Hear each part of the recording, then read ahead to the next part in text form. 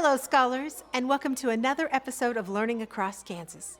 I'm your middle school host, Mrs. Smoke, and I am thrilled to be your learning guide across the Sunflower State.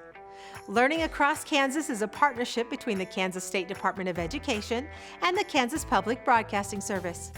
Together, we want to ensure that your education continues as we deal with the social distancing and the health issues facing our society.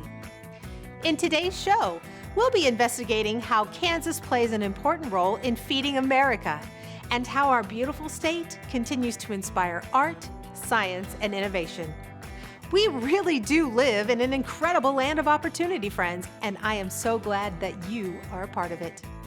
First, we'll go gardening in Mrs. Hillman's backyard and explore how chemistry and healthy soils work hand in hand to grow the very best vegetables.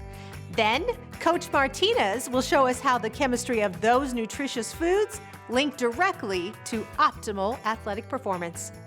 Next, we'll travel to our state's capital in Topeka, where Mrs. Bowden will explain the mathematical relationships of circles and rectangles on the dome of the Capitol building. Then, Mrs. Smith in Andover will guide us through an art challenge of radial symmetry and sunflower mandalas. Later, we'll hear the incredible true story of the Exodusters with Mr. Barrickmo and play a game of farm stuff, rough and tough bluffs with Mr. Wolf and Derby. Yes, you know that will be awesome.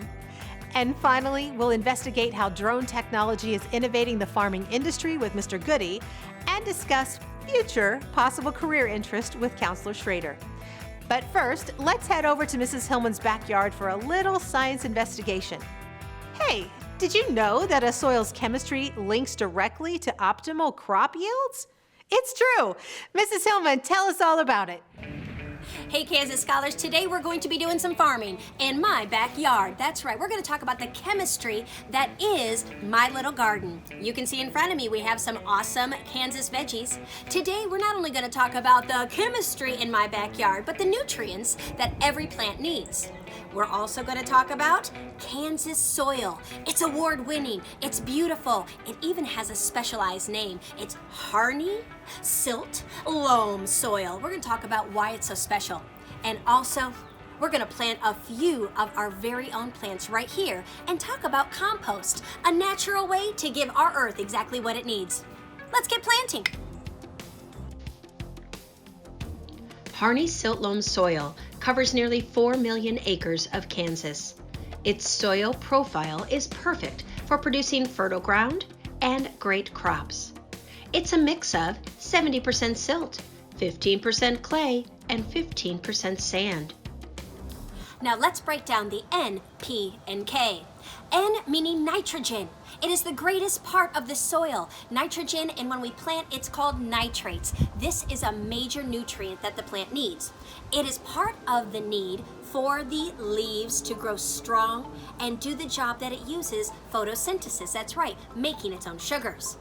The P, remember NPK, the P stands for phosphorus. Phosphorus is a nutrient to make sure that the roots can do their job. That's right, to dig deep, to receive water and other of the nutrients. Now K, with the periodic table of elements, that's the chemical, y'all, that has to do with potassium. K, potassium, is all about water absorption. Now we do have micronutrients as well. Take a look at that prefix micro, meaning extremely small. Some of those micronutrients that sound familiar to you and I, that's right, chemicals in the plants and soil. We have calcium, we have magnesium, and we have, sulfur. All three of those are important not only for our plants, but once again, human life. Now, as we think about what plants need and what humans need, they're the same thing. They're very elemental. We both need air. We both need water. We both need sunlight and shelter. I live in a home. It survives because of soil. Now, Kansas farmer Mike, he grew these for me. These are radishes, and notice they're all the different colors, different parts and varieties. These Easter radishes are so different and beautiful, but it's because they had the NPK. That's right, the perfect nutrients to grow strong. Now we have a choice, whether we want to, as a backyard farmer, if we want to use fertilizer that is man-made created, that looks like this, pink crystals that we can add to water. This is gonna make sure our plants grow. Oh, but I have another choice. Composting. Take a look.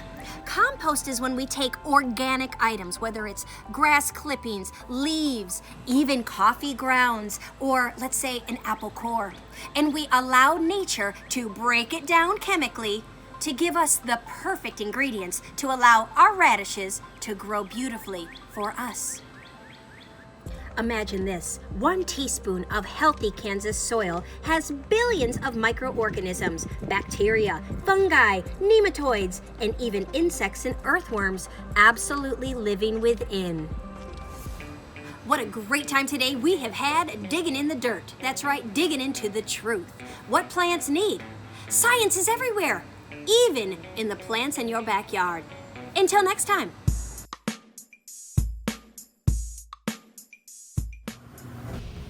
Oh, hey guys, how's it going?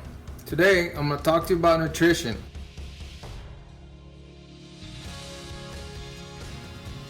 Why does it matter what I eat, you ask? Besides the fact that obesity is a huge issue in today's society, but more on that later. Let me answer that question like this. Think of your body as a well-oiled machine that you want it to run as efficiently as possible. But in order for that to happen, your fuel must be good quality foods. The opposite will happen if your fuel is not good quality foods. And in order for you to reach your full growth potential, you might need to make some changes to your diet. The better you eat and establish healthy eating behaviors can help prevent health problems later in life. It is during this time that your body is constantly changing and you need the best nutrition possible. Let me give you a hand with that. Try a whole grain snack before you reach for the chips. Eat this instead of this. Paint your plate with these bright colors instead of these. And last but not least, substitute any soft drink or soda for water. And that right there, my friends, is your challenge. I can't wait to see what you try. Thanks, Coach. Now, let's head up to Topeka to visit our state's most important architectural treasure, the Kansas Capitol Building. Fun fact, our Capitol Building is actually 17 feet taller than the U.S. Capitol Building in Washington, D.C. How cool is that? But it's not near as cool as what Mrs. Bowden discovered about the dome in Topeka. Mrs. Bowden, take it away. Hey everybody, Mrs. Bowden here from the capital of Kansas. We are in Topeka today to talk about math. When I think of Kansas, I think of its recognizable rectangular shape and circular sunflowers. Did you know that circles and rectangles have a relationship? We know how to find the area of rectangles as length times width. But how do we find the area of circles? Let's take a look at circles and the different parts of them. Radius, diameter, and circumference, which is the distance around a circle. At the top of the Capitol building is a beautiful dome. When captured through a photo, it shows up as a circle. We can find the area of a circle by taking the circle apart and rearranging the pieces into other recognizable shapes. You can do this at home with me as well. Cut your circle into multiple pieces that closely resemble the shape of a triangle. Once you have done that, start rearranging your pieces into other recognizable shapes. You may quickly find a parallelogram. If we keep cutting our pieces in half, it starts to resemble a rectangle. We know how to find the area of a rectangle. So you're telling me that my circle is a rectangle? Let's put this into circle terms. The width of our parallelogram is the radius of a circle. The length represents half of the circumference. When multiplied together like a rectangle, we are given the area formula for circles. Pi times radius squared. Circles are all around us. Throughout this next week, journal where you find them in your home or neighborhood. See what parts of nature you will find circles in. Kansas is a beautiful state with learning opportunities all around us. Hey parents, you're doing great! With Kansas school buildings closed and homes being turned into classrooms, parents and caregivers have expanded their roles in their students' learning. This is a new experience for most of us, so let's show one another a little grace. When you and your students start to feel overwhelmed or stressed, take a break. It's really okay. Keeping students interested and engaged in learning is the key to success. Remember, you have an entire community of fellow caregivers and teachers to lean on. Reach out. Together, Kansans can. Today, we're going to be taking a closer look at sunflowers. Not only are they a crop in Kansas, but they are also exquisite examples of radial symmetry. Today, I'm going to show you how to make a mandala using radial symmetry and sunflowers as inspiration. We all know the sunflower is the state flower of Kansas, but did you know that Kansas ranks 4th in sunflower production with 89 million pounds of sunflowers harvested in 2018? Sunflowers have radial symmetry, which is symmetry around an axis. An example of radial symmetry is a mandala, which is a geometric configuration of symbols and designs. Let's get started making a sunflower-inspired mandala. You will need a piece of paper, a pencil, an eraser, a pen or marker for outlining, a ruler, and some circular objects for tracing if you don't have a compass. Start by making 2 diagonal lines from corner to corner on your paper. Next, trace a couple of round objects such as rolls of tape or coffee mugs to create a few concentric circles. Concentric circles share the same center. Then, divide the circles using your ruler into smaller sections. Make sure all diagonal lines go through the center of the flower. These sections will help you make your sunflower petals equal in size. Draw a dot in the center of the sunflower and add round or petal-shaped designs. Try to make the designs equal in size, but don't worry about making them perfect, because real flowers aren't perfect either. Next, outline your design with a pen or marker and erase all pencil marks. Some areas can be filled in solid black, and you can add more details such as dots or stripes. The last step is to add color with paint, marker, or colored pencils. Your finished design will be extraordinary.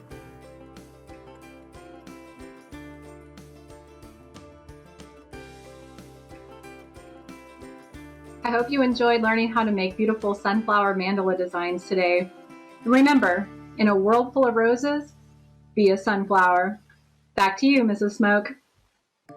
Now that we've explored a little bit of Kansas connections to science, health, math, and art, let's go on the road to talk history with Mr. Brickmo and propaganda with Mr. Wolf. It's Mr. Brickmo here again in Kansas City. We are going to come together to tell you the story of the Exodusters, an important group in Kansas history. Beginning in 1870 and throughout the 1890s, former slaves and freedmen of the South began to move north to find new life, new protections, and most importantly, freedom. As Reconstruction came to a close in the South, harsh laws returned that made it seem like those states were moving back towards the abuse of slavery. These black codes were motivation enough for the former slaves to escape and move north. About 20,000 black men and women and children passed through St. Louis and headed west. Many of them settled right here in Kansas City, but 6,000 of them continued west and settled in different towns. We are here at Wyandotte City, where the Kansas and Missouri rivers converged. This was what many thought to be the natural entry point into Kansas, and many struggled and found out that the promise of free land for former slaves was just a rumor. But many still pressed on and went deeper into Kansas.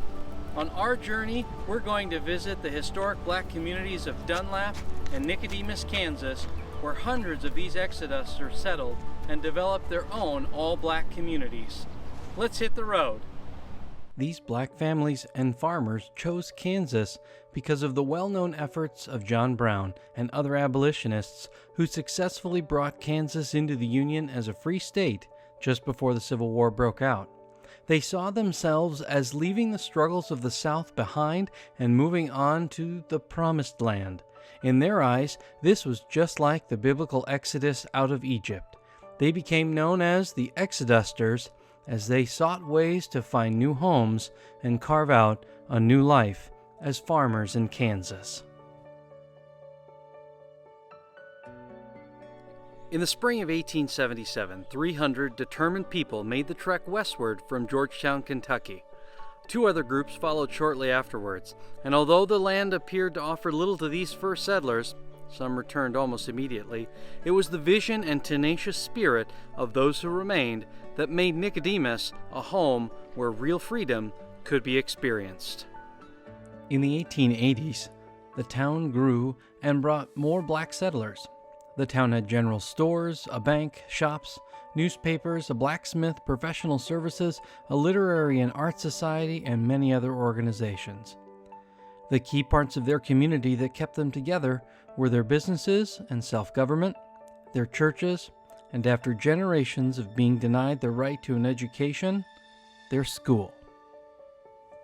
Benjamin Pap Singleton was a former slave who led the charge to form new communities in Kansas. Hundreds of former slaves followed him to Kansas and settled across the state. Dunlap was a town that brought former slaves, about 300, to live together with about 200 white people in Singleton's 2nd Kansas colony. This didn't stop the tensions and divisions. The colored cemetery is set off about a half a mile from the white cemetery, and it is a reminder of our history. But most importantly, it is a memorial to the grit, perseverance, faith, and community created here. These exodusters were former slaves or descendants of former slaves. But when they came to Kansas, they became farmers, with freedoms they had always dreamed of. Propaganda techniques are used in advertising as well as writing. These are strategies authors use to convince you to buy their product or believe their thesis. Today's Learning Across Kansas theme is agriculture and Kansas. So why not play a little fun game I like to call Farm Stuff, Rough and Tough Bluff.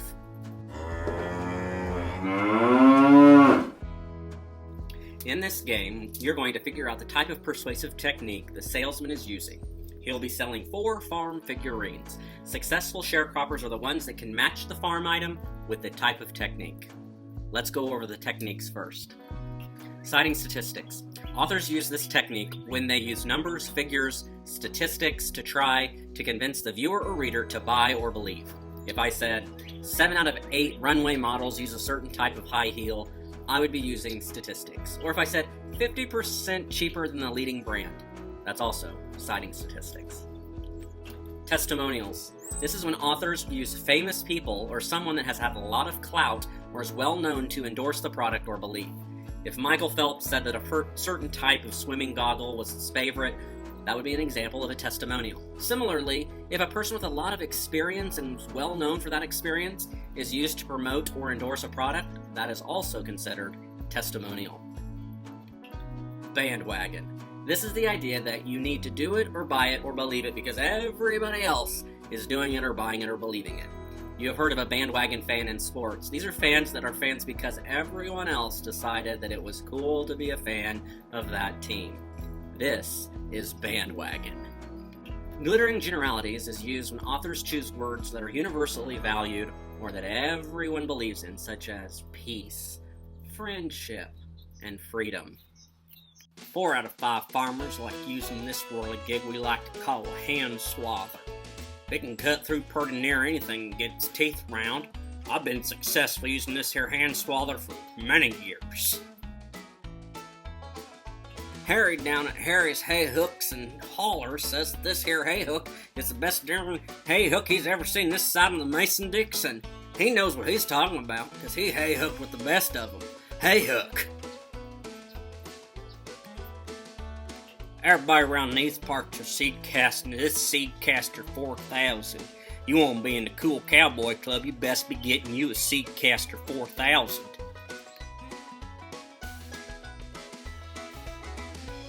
It's time to break apart friction and to begin to smooth out some soil for your peaceful and profitable soil with this harrow. This here harrow reaches deep down into the grit and grind and pulls out smooth, so your powerful plow is perfect. Okay, how did you do with the farm stuff, rough and tough bluffs game? You probably did better than I did. Mr. Wolf's creativity is always something I enjoy. Now, let's turn the tables just a bit and talk innovation and careers in Kansas with Mr. Goody and Counselor Schrader. Early every morning rises a hard-working Kansas farmer, determined to work the grounds, feed the animals, and continue to provide for the family as generations have done before them. Many Kansas farmers have many responsibilities to continue to have their farms moving forward. Kansas has roughly 45.8 million acres of opportunity. And of those acres, 87.5% is used for farming. Now, did you know that we produce the most winter wheat in the United States? Kansas is ranked third in the nation with cattle production and beef processing. Did you know that agriculture in Kansas is responsible for nearly 13% of the state's workforce?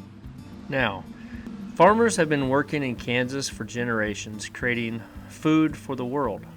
They are looking to find better yields on crops and their time. Over the years, technology is getting better and better. Today I want to talk about one in particular, drone technology.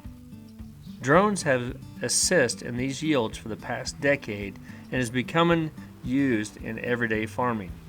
Farmers use these drones to check the cows during the winter, or just check the water to see if it has froze over. Now, some of these drones have special lenses on them that are capable of detecting the stress of a plant or how much light is reflecting off the plant. I don't know about you, but I love playing games growing up with a controller in my hand. It just came easy to me. Just imagine changing the world using a controller. You could be part of the largest economic driver in our state. Life as a farmer has its ups and downs. If you do it right, you are able to drive the economic engine of Kansas. Until next time, be kind to everybody. In today's episode, we have talked about some different career paths that our fellow Kansans have chosen to follow. While none of us have a magic crystal ball that we can look at to find out where we'll be in 10 years, we can always start planning for our future today. The famous Chinese philosopher Confucius once said, "Choose a job you love and you will never have to work a day in your life."